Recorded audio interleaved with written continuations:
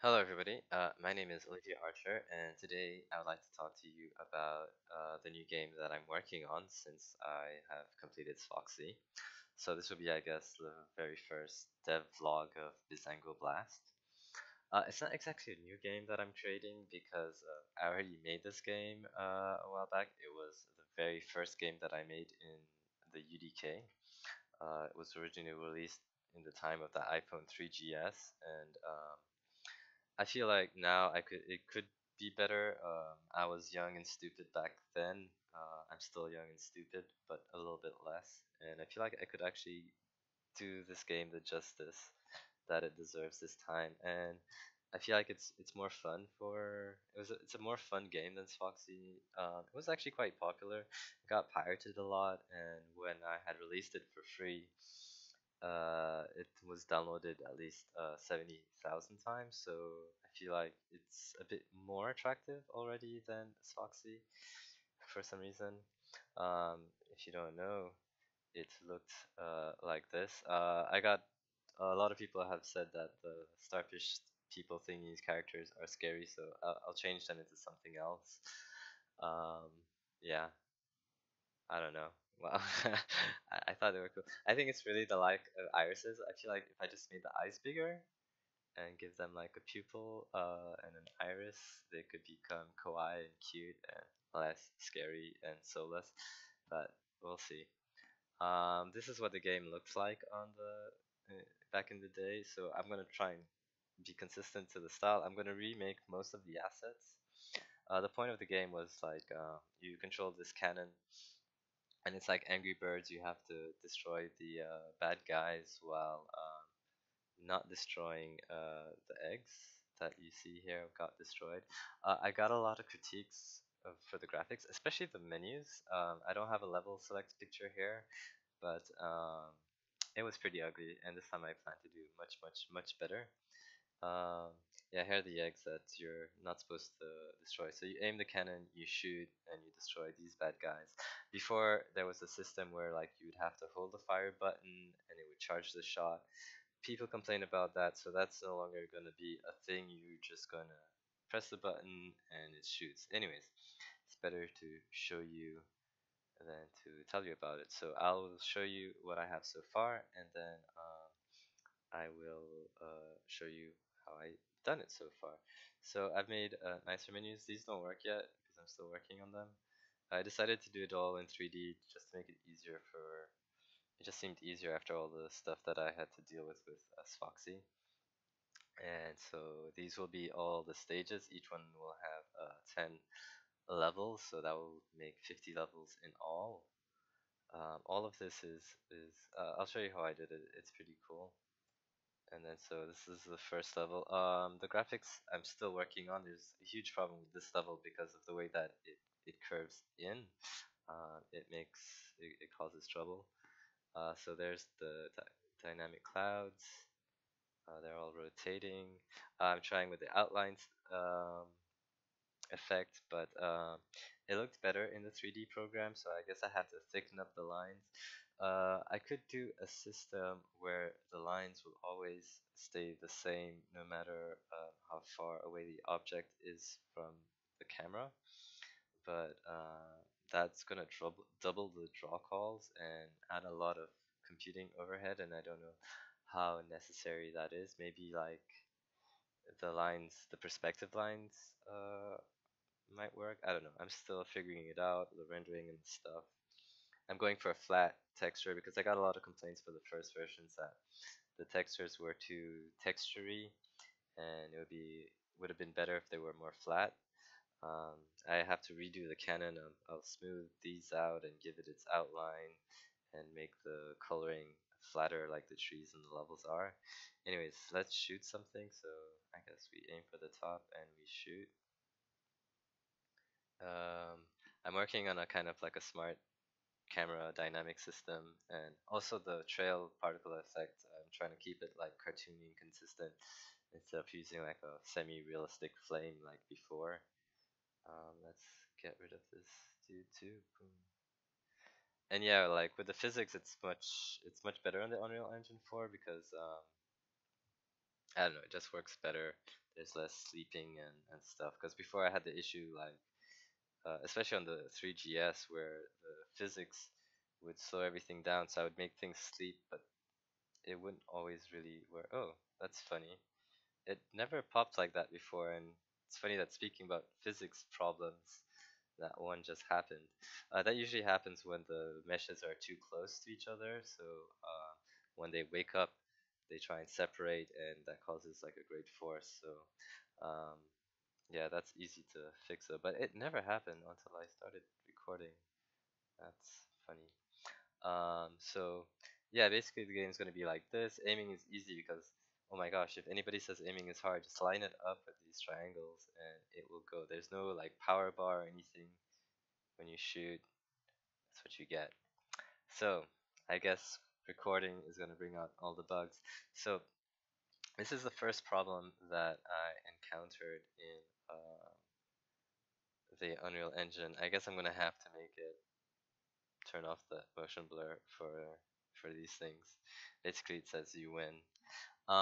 Yeah. So one of the problems I encountered here is that where's the pause menu? Is that when the game is paused, which I would like it to be paused, that delays don't work and things get crazy. So like, how do you pause the game and and have a delay? You can't really. So I kind of made of a wait. I'm gonna turn off real time mode while recording. Um, so wait, where is the input? Uh, so I had to do like this weird little hack for this.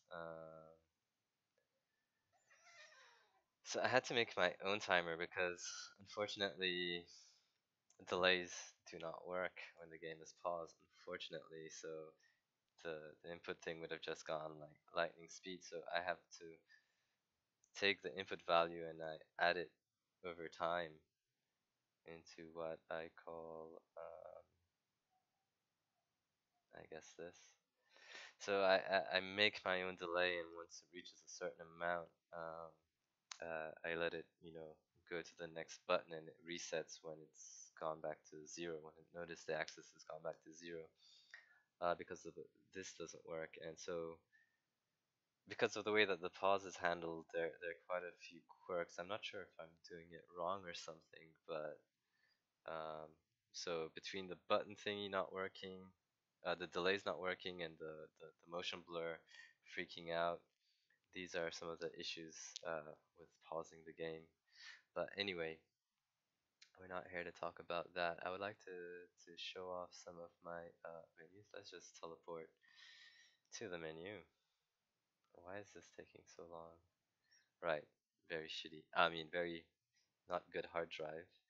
So I'm actually kind of proud of this little menu system that I've set up here because they're all interlinked, cells interlinked. So for example, um, if I change the world name of forest, let's say forest too cool here. I mean, it's too big, but whatever. We're trying to make a point here, and you see how it's green here. And if I change the color for this one, let's make it like super duper pink. It's not a nice color, but it's obvious. So all this are interlinked with all of these, even though that they're separate blueprints. But I just have to shake it to wake it up so that it updates. There we go. So whatever change I do to this button has an effect over here. So that makes things easier over time. So for example, so I mean I could still like override it here if I wanted to, but that way it's easy. So I just have to change one thing here and it stays consistent, and that's just like less busy work overall. I can't find the same green that I had before, but whatever, these aren't final colors anyway. And put this back to forest. And then I don't know why you have to shake it, but that's the only way I can get it to like force an update. It's just to move it up and down. So I just say I'm shaking it. Oops. 10. Sorry, I just want it to line up like perfectly with the others. I could just get the Z, but whatever. Um, so how does all of this fun stuff happen? So let's look at the, I guess the world select. So here, like before, like in the old menus, it was, oh, there's a button. Um, Before in the old menus, like I placed everything manually. So before I would have placed, well, I still did place all these buttons manually.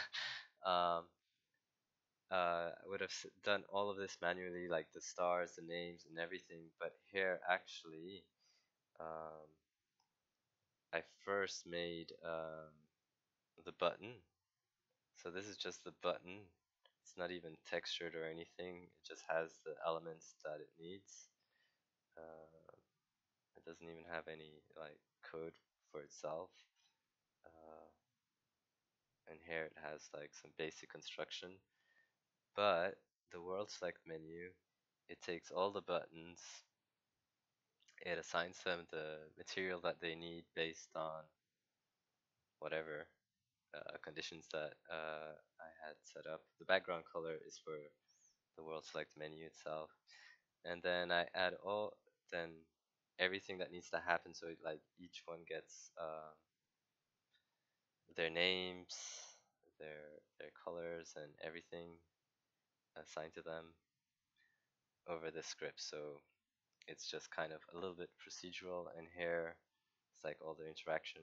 So remember, I don't know if you've seen the Foxy stuff for the left and right movement was like a whole huge other thing.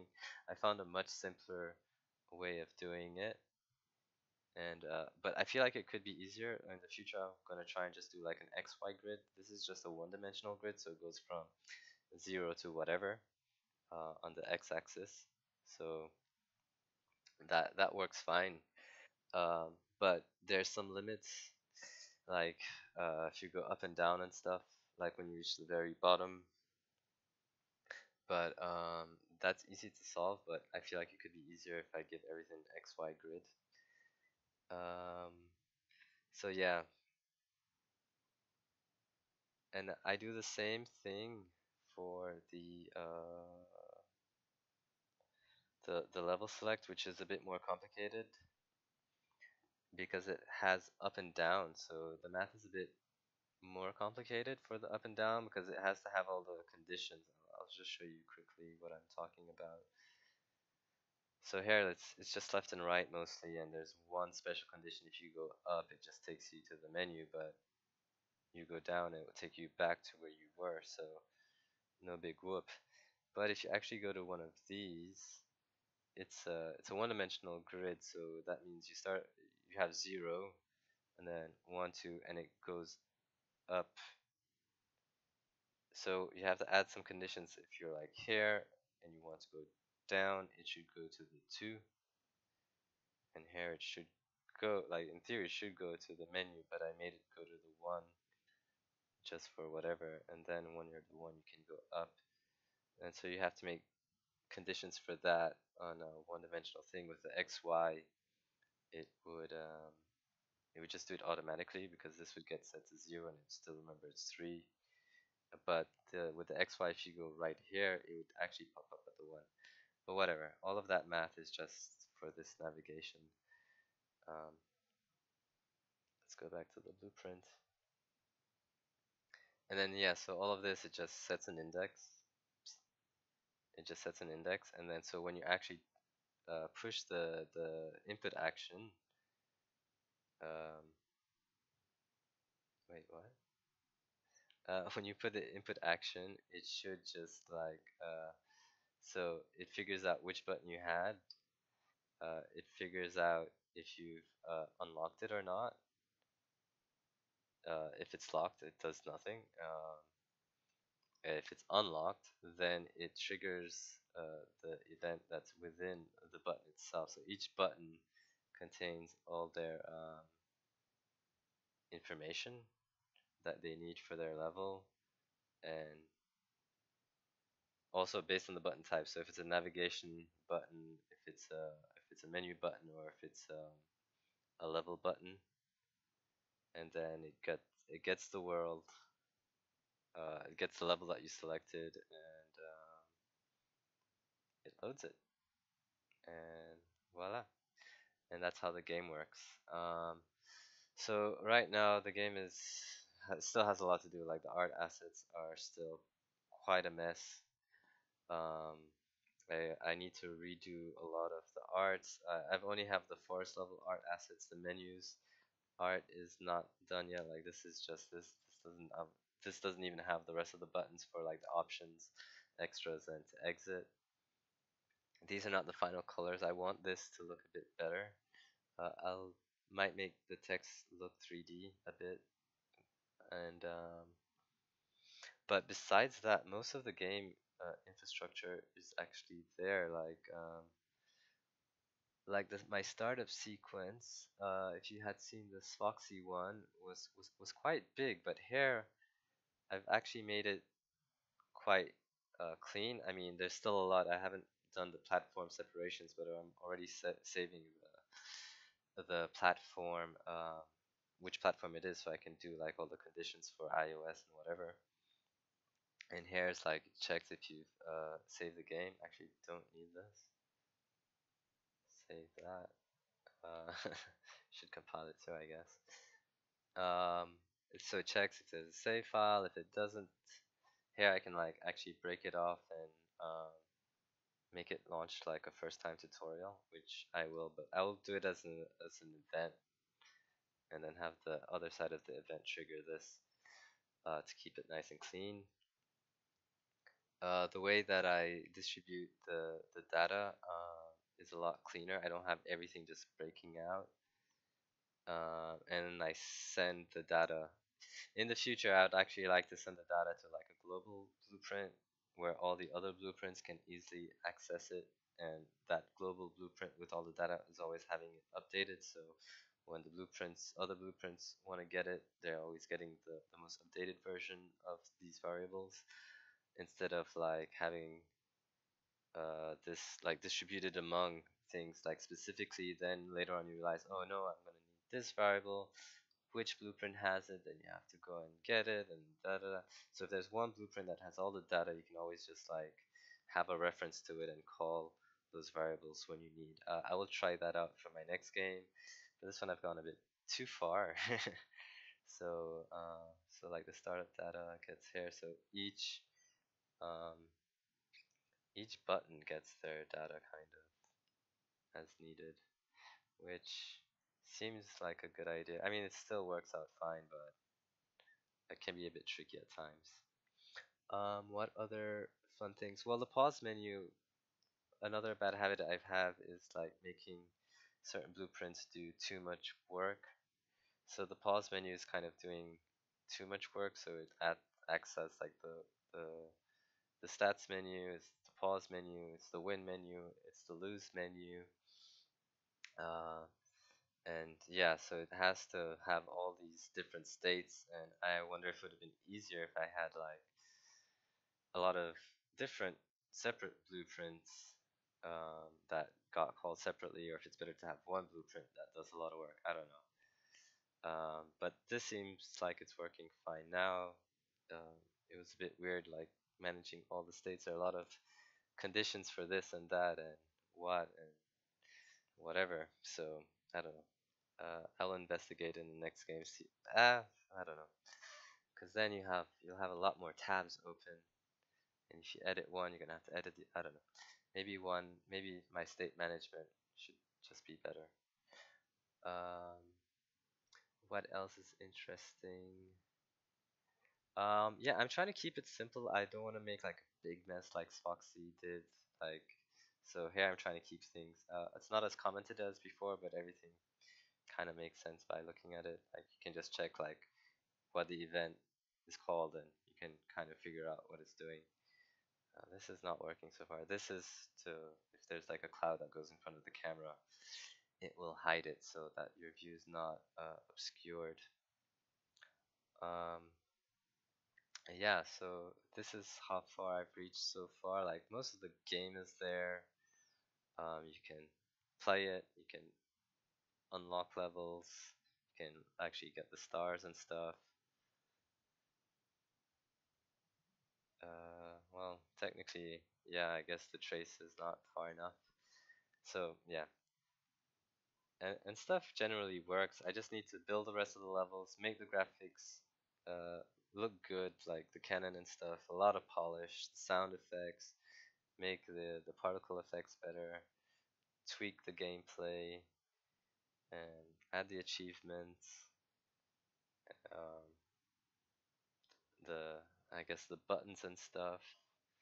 Uh, make the buttons clickable. Uh, depth of field. Lots of work. I wish making games was easier. Yeah, you see, you still have this like weird motion blur issues going on. If anybody would like any more details in anything that I said, like a tutorial or anything, like for the menu or something, I do plan on remaking these menus better. But if you'd like to know how I did it, like in more detail, step by step, I would be happy to do it. I just don't know like what people want more information about, but I will be glad to share with you, and let me know what you think. If you enjoyed this video, if you want me to like plan them out more better, or if you like this freestyle system that I'm doing. I'm showing the collisions. Yeah, I'm using like the good collisions so I can go between the trees and stuff. So it depends like what more information you want and stuff. Let me know and I'll be happy to share. Thank you for watching, and yeah, take care. And I'll try and do these every week or two. I hope to finish this game at least by the end of the year, and but I'm really aiming to like have it ready for autumn or fall or something. Uh, Let me know what you think about the graphics, because I'm really not sure. Like with my art direction, should it stay like this, like monocolored and just have like the lighting shaded, or does it need a bit of texture like this, like the wood, or should they mix? I don't know. Let me know what you guys think. I'll be happy to hear. Thanks for watching and have a good day.